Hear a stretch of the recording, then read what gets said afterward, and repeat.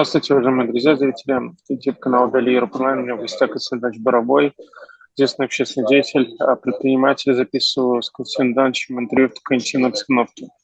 Ну что ж, Константин Иванович, сегодня достаточно горячо в Белгородской области. Проходят бои возле Шебекина, и не только возле него. И, в общем-то, сегодня представители РДК обратились к Гладкову, губернатору Белгородской области, с предложением увидеться, чтобы он лично забрал заложников. На что Гладков сначала согласился, потом, видимо, его отдернули из Москвы, и он в итоге не поехал на эту встречу. РДК выпустила обращение, в котором они поблагодарили Пригожина за то, что тот не побоялся выйти с инициативой приехать к РДК. Но он не приехал к РДК, но тем не менее это явно идет столкновение разных интересов. Как вы оцениваете происходящее? Ну, это некая новая стадия войны, когда она перешла на территорию России. Там неважно РДК, Украина, неважно, кто присутствует, там или свободная Россия, или вооруженные силы Украины. Ясно, что война переместилась на территорию Украины. Вот. Совершенно не готова к этому российская власть. Видите, там дергания, то соглашаются на переговоры, то отказываются от переговоров, то Пригожин, то губернатор. Растерянность. И это фактор такой тоже новый в политике России.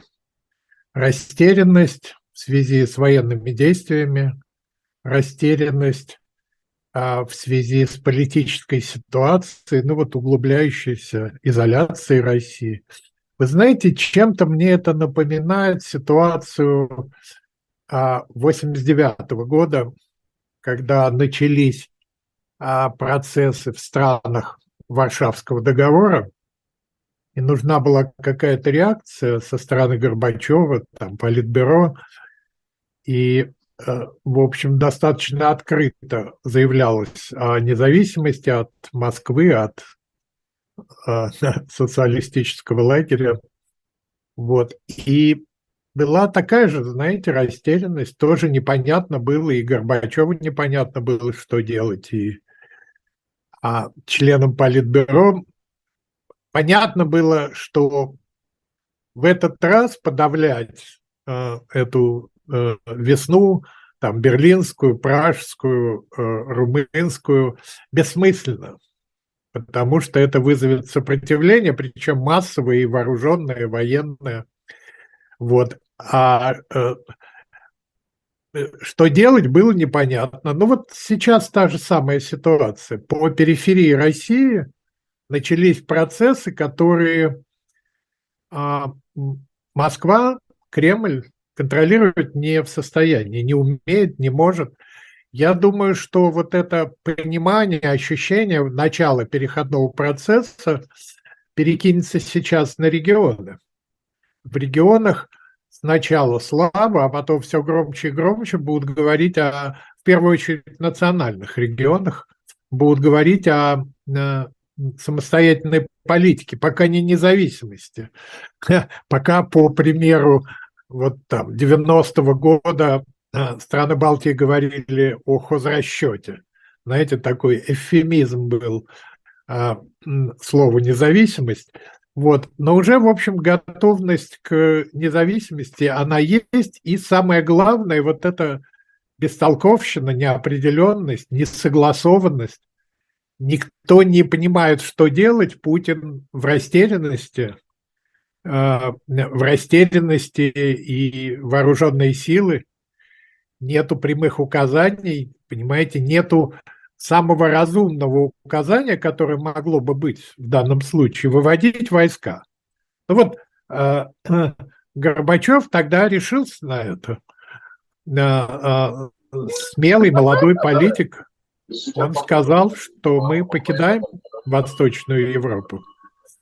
Вот, и рухнула Берлинская стена. Ну, Константин Иванович, здесь все-таки нужно, я думаю, провести отличие. Горбачев, придя к власти, он имел некий карт-бланш на, в том числе, такие непростые решения, потому что не он вводил войска в Афганистан, и не он вводил войска в Восточную Европу, в то время как Путин именно тот человек, который принял единоличное решение об агрессии против Украины. И теперь ему откатить от своего решения – это просто признать свою слабость.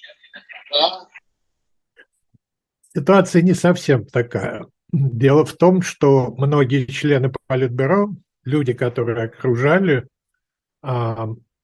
Горбачева, они принимали эти решения еще в предыдущих составах Политбюро с предыдущими генеральными секретарями в том или ином качестве. Там преемственность была, и были коллективные решения. Политбюро, это тоже известно. Каждый раз, когда пытаются обвинить одного Горбачева в событиях в Литве, в Грузии, ну, ясно же, что это было коллективное решение. И это подтверждается самим фактом вот этого ГКЧП, когда они, увидев слабость Горбачева, попытались перехватить власть. Вот.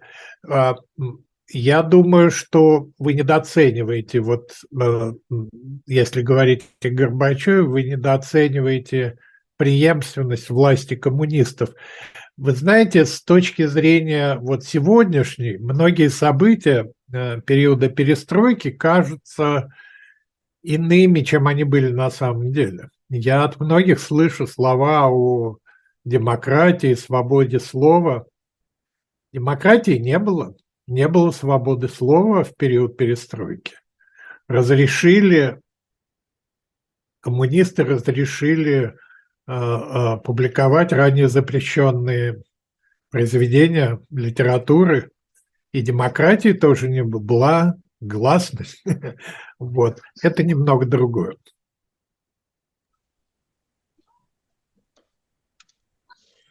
Константин Иванович, скажите, пожалуйста, вот выступление Пригожина сегодняшнее, когда Пригожин фактически заявил о том, что он готов приехать в Шебекино, но только если там будет президент Владимир Александрович Зеленский. Он очень учтиво относится к президенту Украины. Как его можно воспринимать? Ну, Пригожин провокатор, такой, знаете, очень примитивный. По всей видимости, он планирует какую-то акцию вместе со своим ЧВК. Понимаете, это незаконное бандформирование. Проводить переговоры с бандитом любым здравомыслящим людям, не имеет смысла. Вот. Ну и я думаю, что Пригожин трус, он никогда не приедет туда, и его желание встретиться с самим Зеленским. Давайте поблагодарим его за то, что он не потребовал приезда Джо Байдена или Дональда Трампа на встречу с ним. Вот. Обычный пустобрех, провокатор, несерьезный человек. Дмитрия Пескова, Павел Зарубин, известный пропагандист на канале «Россия-1», спросил, чем занимался Путин во время обстрелов Московской области беспилотниками, на что Песков ответил, что Путин включился сразу в процесс, и вообще президент России должен всегда находиться на своем посту. Это мне напомнило знаменитый ответ на вопрос, чем занимается Ельцин, да, работает с документами. А чем вообще занимается сейчас Путин, как вы считаете? Ну, Путин в состоянии испуга и такого истерического, что ли, состояния. Он в бункере, организует встречи в бункере.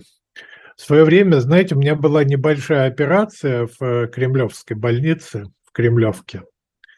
Вот, и мне почти сразу показали один из кабинетов, оборудованный под Кремль. То есть это то ли для Андропова, то ли для Черненко сделали такой уголочек, который имитировал Кремль. Вот. И насколько я знаю, этому много признаков. Путин побаивается даже в Кремль приезжать, побаивается использовать вертолет, предпочитая организовывать встречи там в разных своих бункерах. Вот, очень похоже на то, что делал в свое время Адольф Гитлер после покушения на него. Вот, значит, я не думаю, что это сейчас важно.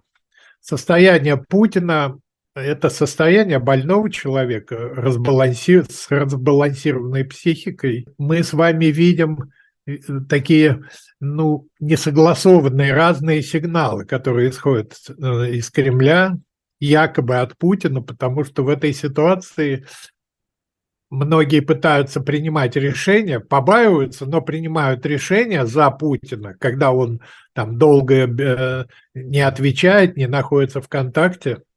Даже вот это заявление Пескова – это скорее сообщение о том, что ну, он сам не очень хорошо понимает, что делает Путин, каково его состояние.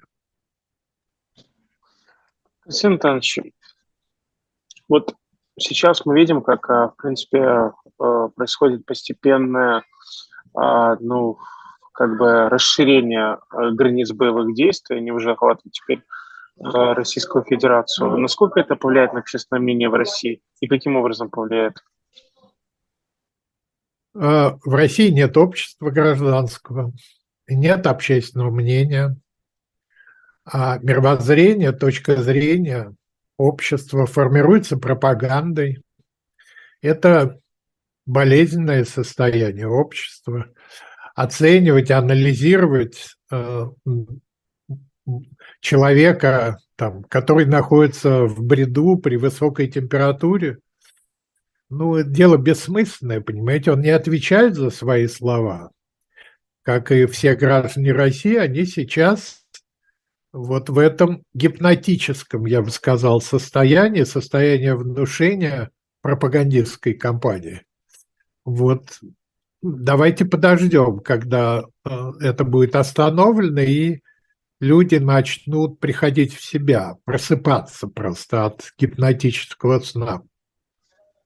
Знаете, вот эта история с губернатором Гудковым, она все-таки феноменальная. Вот почему он вылез, на ваш взгляд, все-таки ну, с предложением приехать в Шебекино и говорить с лидерами РДК, а потом соскочил с этого вопроса, заявив о том, что у него совещание. Ведь, ну, по большому счету, это иначе как трусостью назвать нельзя. Могли отдернуть в Кремле, но почему же сначала из Кремля не пришло ЦУ, что, собственно, делает Гладкову? Не кажется вам, что сейчас уже кто в лес, кто по дрова? Нет единой политики нигде, ни на телевидении, ни в Кремле. Ну, не так. Никто в лес, кто по дрова, скорее инициатива наказуема. Инициатива в авторитарном обществе, любая инициатива рассматривается как опасное действие. Его желание, попытка самостоятельно принимать решения, это, ну, в какой-то степени выступление против власти. Он не получал указаний встречаться с этими людьми. И для Кремля, понимаете, уже давно не так важны результаты там, военных действий, не так важны реальные жертвы, как важен пропагандистский эффект.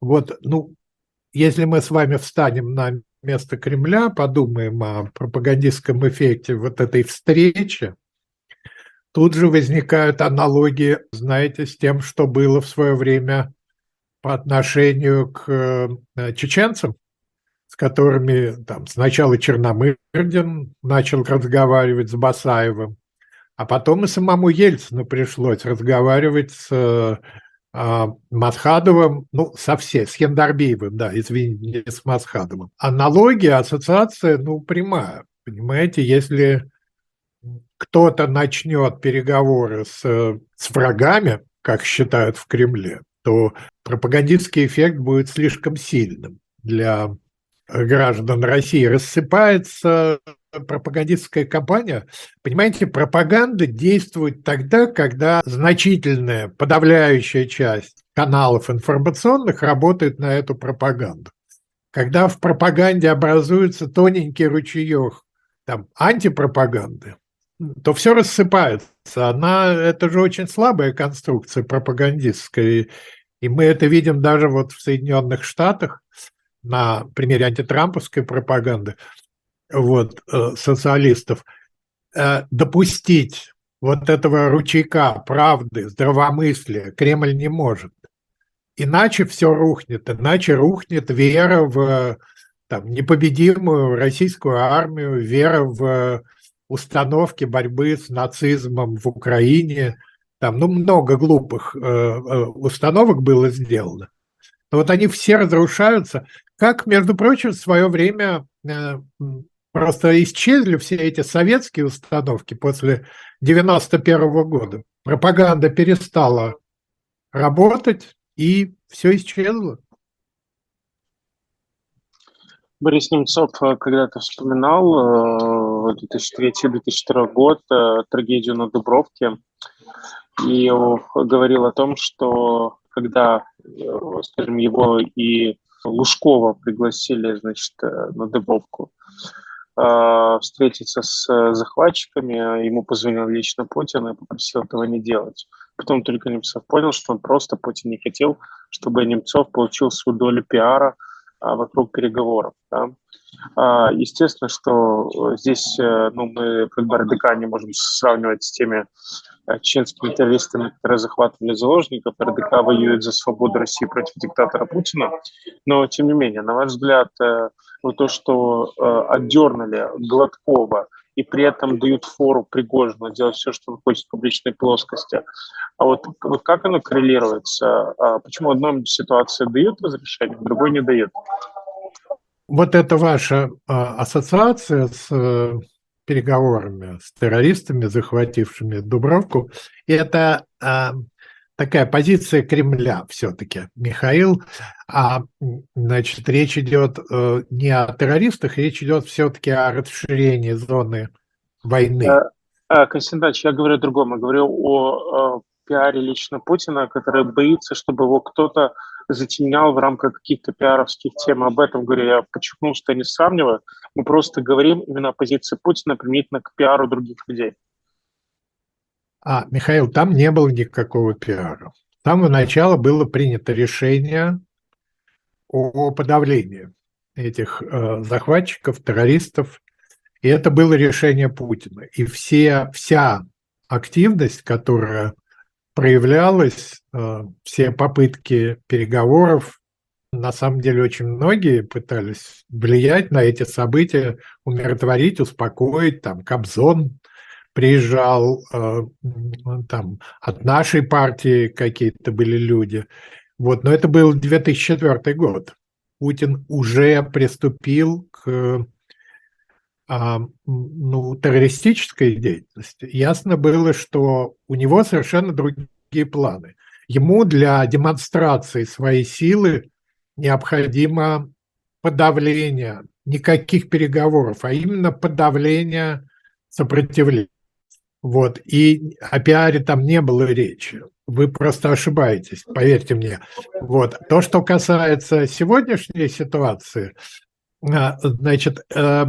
губернатор предложил реальные переговоры, на нем висит ответственность за граждан своего региона, и именно поэтому ему это запретили. То, что предлагает Пригожин, вызвать на место встречи Зеленского или Джо Байдена, очевидно, что он в этом случае будет планировать операцию, военную операцию с бомбежками. Дальше уже это вопрос действий СБУ. Здравомыслие или достаточная степень хитрости предполагает, что просто для того, чтобы доказать нецивилизованность, не готовность к переговорам, надо соглашаться с Пригожиным, встречаться и говорить ему, что да, Зеленский приехал, ждет Ваше Величество, тут же начнутся бомбежки, это очевидно. начнется операция, которая давно получила название бомбежки Воронежа. Да, я лишь скажу, что по официальной версии украинских специальных служб и в целом Государственного института Украина вообще никакого отношения не имеет к тому, что проводит РДК, Легион Свободной России, на территории, оккупированной Путиным Российской Федерации. Поэтому, да, Константин Иванович, вот как бы закольцовывая эту тему все-таки по поводу происходящего, на ваш взгляд, понятно, что вот то, что сейчас происходит, это прежде всего некая такая информационная спецоперация. А вот при каких обстоятельствах эта информационная спецоперация может действительно стать, ну, частью сценария просто практически распада России?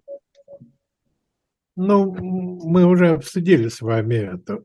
Значит, продемонстрирована, кроме всего прочего, продемонстрирована неэффективность, несогласованность, бестолковость действия власти вот в этой ситуации, в общем, опасной для граждан, не очень опасной для самой власти, но опасной для граждан.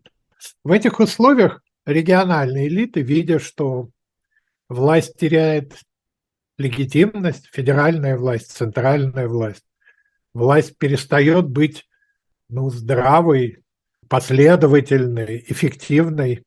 Вот они начинают думать о том, что, ну, надо самих себя спасать.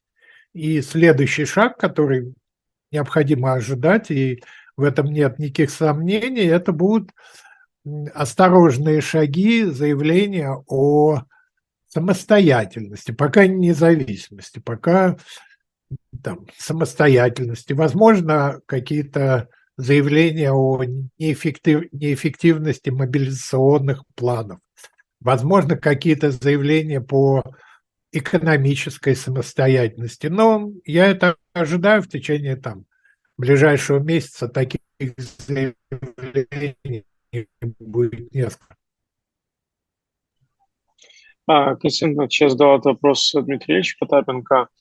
Вы помните такого персонажа, как Сергей Миронов, бывший руководитель Совета Федерации, который в 2011 году с помпой покинул Совет Федерации. Тогда многие всерьез говорили о том, что это второй Борис Николаевич Ельцин, такой бюрократический оппозиционер.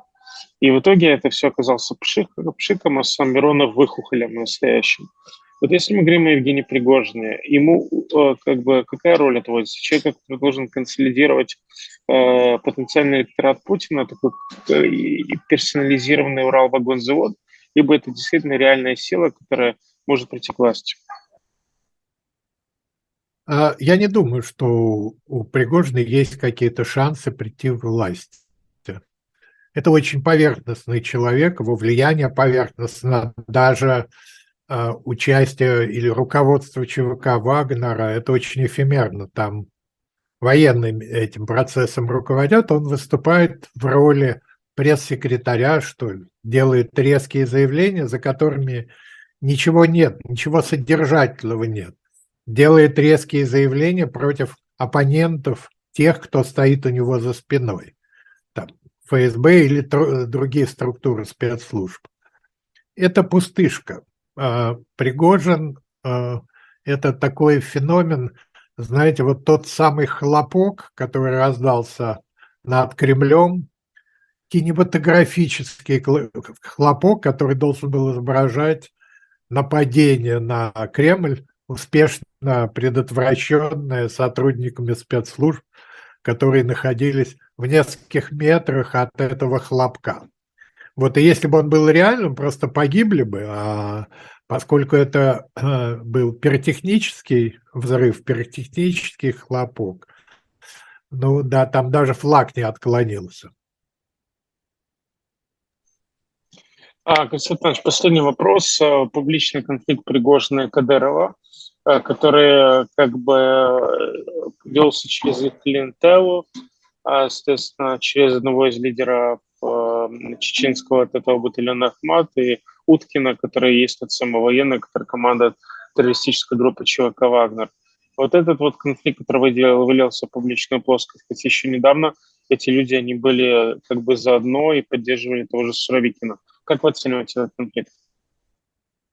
Но они продолжают быть заодно, они части инструментария российской власти, Путина. В некотором смысле это, конечно, конкуренция, там, башен Кремля, как говорят, конкуренция ближайшего окружения Путина. В некотором смысле это пиар-акции для поддержания имиджа самого Кадырова и самого Пригожина. Понимаете, но это не реальные события, это пиаровские акции, пропагандистские акции, которые, ну, правда, они очень похожи на вот эти хлопки пиротехнические над Кремлем, которые должны изображать, когда пиротехнические бомбочки взрываются, они очень красиво взрываются, там сразу появляется огонь, понимаете, но без ударной волны. Самое опасное во время взрыва – это ударная волна. А вот эти кинематографические, пиротехнические эффекты, они легко распознаются. Очень много огня, как бы видимого огня. А по существу огня-то и нету, понимаете, сгорает небольшое количество горючего вещества, сгорает до нуля, не причиняя никакого вреда никому. Вот эти фильмы, где используется пиротехника, вот, там тоже нету взрывной волны, но огонь от взрыва, ну, он какой-то такой очень страшный. Вот. Но это очень похоже на то, что там делает Пригожин или Кадыров, или многие в Кремле, во власти. Эффект пропагандистский для них значительно важнее содержательного эффекта. Константин Иванович, я вам благодарен за это интервью. Константин Иванович Боровой был сегодня с нами. Огромное спасибо, Константин Иванович. Спасибо.